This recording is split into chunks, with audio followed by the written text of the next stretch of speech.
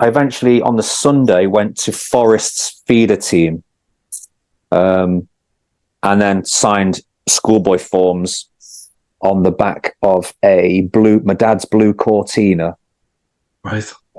Brian Clough turned up with, bearing in mind, 13, 14. So Brian Clough turned up with Alan Hill and Alan Clark. So the three of them turned up, and he came over. I remember just being stood next to him. We'd all just finished playing. I scored a few goals, and he was just like, Alan Hill came on, was like, Mr. Clough would like a word with you. And there was a fella in the car, actually. My dad swore he was a Tottenham scout, and he was sat watching. So Clough must have heard that people were going to go and come and sign me. Because I was scoring for fun. I was just scoring week in, week out. And so he came down himself personally. We're in the car park. I remember it drizzling. And Alan Hill came over to me, and he's just like, Mr. Clough would like a word with you. So I've gone over with my dad, and he's like, son, how would you like to come and play football for Brian Clough?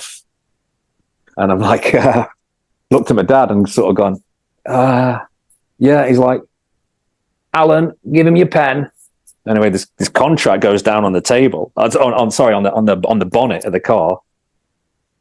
And me and my dad didn't know what to do. My dad's like, what'd you do? We were about to sign for Brian Clough. The scouts in cars there. So I'm like, so I just signed it. And thank you, son. You've done, what was it he said? It was something like, you've done something very special today. Get yourself off, get rested. So I was like, okay. Got in the car. Me and my dad barely spoke. Remember the journey home, it was mad. Just in shock, and got in. And forgive my accent, but we walked through the door. My dad's gone, I think he's just fucking signed for Forest. Like to my mum.